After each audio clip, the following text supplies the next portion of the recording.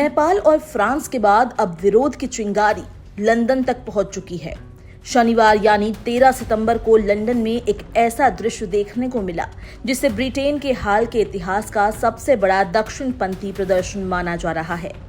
Unite the kingdom नाम से आयोजित इस विशाल मार्च में 1 लाख से ज्यादा लोगों ने हिस्सा लिया और राजधानी की सड़कें नारों, झंडों और तख्तियों से भर गई। ये विरोध प्रदर्शन anti immigration activist Tommy Robinson के नेतृत्व में निकाला गया, जिनका असली नाम स्टीफन याक्सली लेनिन है।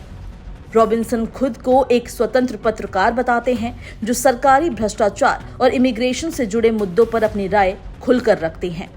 वे अमेरिकी अरबपति एलन मस्क को भी अपना समर्थक मानते हैं।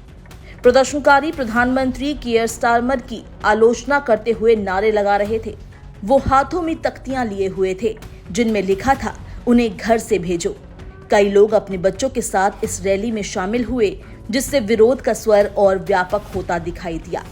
कुछ लोगों ने अमेरिकी और इजरायली झंडे भी दिखाए। कई प्रदर्शनकारियों ने अमेरिकी राष्ट्रपति डोनाल्ड ट्रंप से जुड़ी मेक अमेरिका ग्रेट अगेन वाली कैप भी पहन रखी थी। प्रदर्शनकारी लगातार ये मांग कर रहे थे कि देश के कोने कोने से बसे और छिपे घुसपैठियों को ढूंढ कर निकाला जाए और फौरन उनके देश वापस भेजा जाए। लंदन में रॉबिन्सन की रैली में प्रदर्शनकारियों ने अमेरिकी कंजर्वेटिव नेता चार्ली किर्क की हाल ही में हुई हत्या पर भी शोक व्यक्त किया। प्रदर्शनकारियों का मानना है कि उनके यहाँ पाकिस्तान, ईरान, इराक, अफगानिस्तान और सीरिया से आए हजारों शरणार्थी हैं जो अवैध काम धंधे यानी अपराध में लिप्त हैं। इसका नुकसान ब्रिटेन के महान लोगों और उनके परिवारों को उठाना पड़ता है।